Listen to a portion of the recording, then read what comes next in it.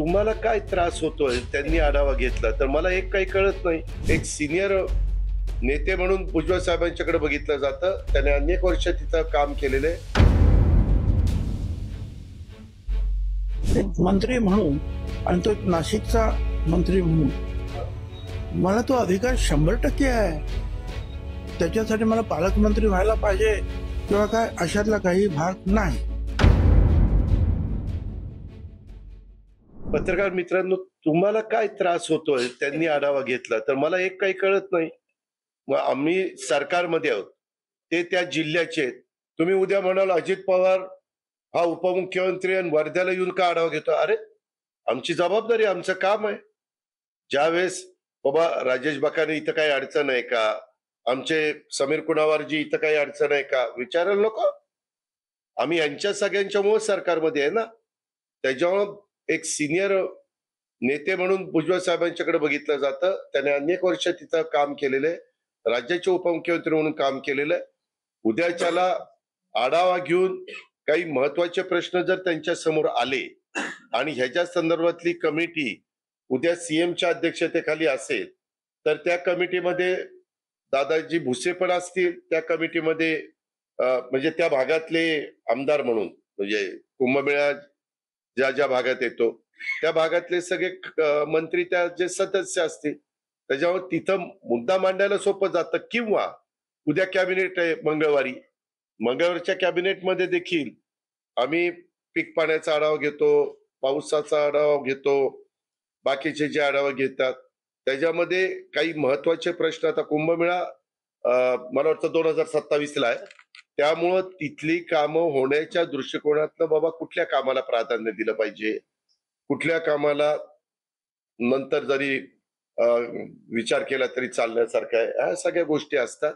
आणि मागं काही कुंभमेळ्यामध्ये त्यांनी काम तिथं केलेलं आहे. त्याच्यामुळं एखाद्याला एखाद्या कामाचा अनुभव असेल आणि त्यांनी आढावा घेतला तर त्याच्यात चूक काहीच नाही. असं आहे ना की आपल्या मीडियातले काही लोक एका वर्तमानपत्रात सुद्धा आलं की मीच पालकमंत्री होणार, म्हणजे भुजबळ.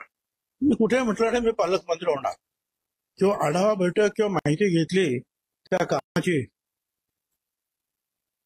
म्हणजे त्या कामाचा मी काय प्रमुख होतो किंवा कुंभमेळा प्रमुख होतो किंवा पालकमंत्री होतो असंही नाही. आपल्याला कल्पना आहे की मागचे लहानपणापासून मी हा कुंभमेळा पाहत आलेलो आहे. पण मागच्या 2 कुंभमेळ्याची जी कामं करताना मोठ्या प्रमाणावर मी जबाबदारी स्वीकारलेली होती. मग ती मुंबई नाशिक रस्ता, नाशिक पुणे, नाशिक धुळे, नाशिक त्र्यंबकेश्वर फ्लायओव्हर, त्याच्यानंतर गोदावरीची मोठी कामं, मंदिराची जी आहेत, वेगवेगळी जी आहेत सुधारण्याची कामं, अशी अनेक कामं जी आहेत आपण ती केली. Inner ring road, outer ring road. आता या सगळ्या पार्श्वभूमीवर आणखी काय नवीन तिथे होत आहे ते मला समजून घ्यायचं आहे. आणि मला काय वाटलं की याच्यामध्ये जर काही करता आलं तर बघा, तर मी सुचवेन. नमस्कार, मी दीपाली म्हात्रे, लोकमत फिल्मी. एवढाच त्याचा अर्थ आहे. मी काय कोणाला तिथे काय ऑर्डर देण्यासाठी जात नाही. आणि तुम्हाला माहिती आहे की एक मंत्री म्हणून आणि तो एक नाशिकचा मंत्री म्हणून मला तो अधिकार 100% आहे. त्याच्यासाठी मला पालकमंत्री व्हायला पाहिजे किंवा काय अशातला काही भाग नाही. म्हणून मी जातोय ते बघ काम कुठपर्यंत आलेलं आहे, कुठलं काम तुम्ही करणार आहे, कुठल्या रस्त्याचं काम आहे, कुठला ब्रिजेस तुम्ही करताय, ह्या नदीचं पाणी जे आहे स्वच्छ करण्यासाठी तुम्ही काय करणार आहात, ह्या सगळ्या इतर ज्या सगळ्या गोष्टी ज्या आहेत, अनेक गोष्टी असतात. त्र्यंबकेश्वरला काय काम तुम्ही करणार आहात, नाशिक मधले जे आहेत रस्ते आहेत, आणखीन इतर काही गोष्टी ज्या आहेत, ट्रॅफिकचे कसं काय नियोजन आपण करणार आहोत, या अशा अनेक गोष्टी ज्या आहेत त्याचं त्यांनी जे काही आरेखन केलेलं आहे ठरवलेलं आणि ते करू पाहतायत, त्याची फक्त माहिती घ्यायची आणि आपल्याला काय वाटलं तर त्याच्यामध्ये काही सूचना करायच्या आणि त्यातून त्या सूचना स्वीकारतील किंवा न स्वीकारतील.